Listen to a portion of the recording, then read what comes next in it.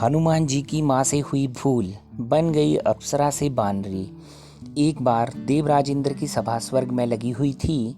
इसमें दुर्वासा ऋषि भी भाग ले रहे थे। जिस समय सभा में विचार विमर्श चल रहा था, उसी समय सभा के मध्य ही पुंजिक स्थली नामक इंद्रलोक की अप्सरा बार बार इधर से उधर जा रही थी। सभा के मध्य पुंजिक स्थली का ये आचरण ऋषि दुर्वासा को अच्छा ना लगा। दुर्वासा ऋषि अपने क्रोध के लिए प्रसिद्ध हैं। उन्होंने पुंजिक स्थली को कई बार टोक कर ऐसा करने के लिए मना किया, लेकिन वे अनसुना कर ही करती थी। दुर्वासा ऋषि ने कहा, तुम्हें देव सभा से मर्यादा का ज्ञान बिल्कुल भी नहीं है। तू कैसी देव अप्सरा है जो बानरियों की तरह बार बार आ जाकर सभा में व्यवधान डाल रही है। जा, अपनी इस आदत के कारण तू बानरी हो जा। दुर्वासा ऋषि का शाप सुनकर पुंजिक स्थली सन्न रह गई। अपने आचरण का ये परिणाम वे सोच भी नहीं सकती थी, पर अब क्या हो सकता था। भूल हो चुकी थी, उसके कारण वे शापग्रस्त भी हो गई। उसने हाथ जोड़कर अनुनय विनय कर कहा, ऋषिवर, अपनी मूर्खता के कारण ये भूल मैं अनजाने में करती रही और आपकी वर्जना पर भी ध्यान न दिया। सभा में व्यवधान डालने का मेरा कोई उद्देश्य न था। कृपया बताइए, अब आपके श्राप से मेरा उद्धार कैसे होगा। अप्सरा की विनती सुनकर ऋषि दुर्वासा पसीजे बोले, अपनी इस चंचलता के कारण अगले जन्म में तू बानर जाति के राजा बिरज की कन्या के रूप में जन्म लेगी। तू देव सभा की अप्सरा है, अतः तेरे गर्भ से एक महान बलशाली यशस्वी तथा प्रभु भक्त बालक का जन्म होगा।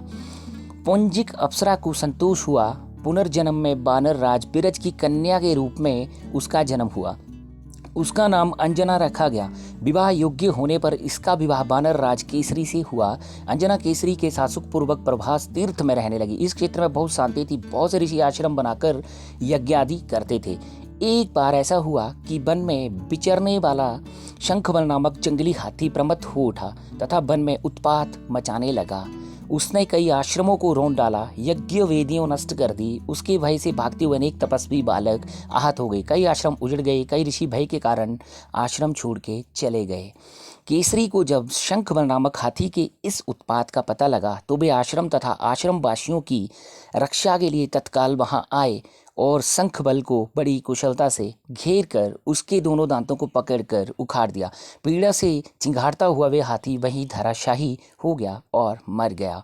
आश्रम की रक्षा के लिए उनके अचानक पहुंचने तथा हाथी को मारकर आश्रम वासियों को निर्भय कर देने वाले केसरी का ऐसा बल देखकर ऋषि मुनि बहुत प्रसन्न हुए और केसरी के पास आकर आशीर्वाद देते हुए कहा, बानर राज केसरी, जिस प्रकार तुमने आज हम सबकी तथा आश्रम की रक्षा की, इसी प्रकार भविष्य में तुम्हारा होने वाला पुत्र पवन जैसे वेग वाला होगा तथा रुद्र जैसा महान बलशाली होगा।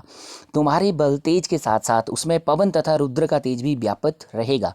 केसरी ने कहा, ऋषिवरों, मैंने तो बिना किसी कामना के प्रमथ हाथी को जो किसी प्रकार वश में नहीं आ रहा था, मारकर आपकी इस यज्ञ भूमि को निर्भय किया है। आपका दिया ये स्वतः आशीर्वाद मुझे शिरोधार्य है। केसरी ऋषियों को प्रणाम कर चले गए। समय आने पर अंजना के गर्भ से एक बालक का जन्म हुआ। उसमें अपने बाल्यकाल से ही ऋषियों द्वारा दिए आशीर्वाद का तेज झलकने लगा। आश्रमों में बेग की तरह यहाँ जहाँ पहुँच जाता। आश्रमों में बिगड़ डालने वाले वन्य जीवों तथा दुष्ट व्यक्तियों को अपने अपार बल से खदेड़ देता।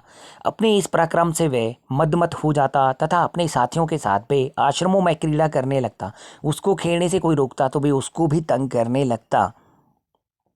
बालक तो था ही, उसके बाल कौतुक से जब ऋषियों को असुविधा होने लगी तथा उनके पूजा पाठ और यज्ञ में व्यवधान आने लगा तो उन्होंने उसके स्वभाव में शांति लाने के लिए आशीर्वाद जैसा शाप दिया कि तुम अपने बल को हमेशा भूले रहोगे। जब कोई तुम्हें आवश्यक होने पर तुम्हारे बल की याद दिलाएगा, तब फिर तुम में अपार बल जागृत हो जाएगा। इससे वे बालक शांत स्वभाव का हो गया।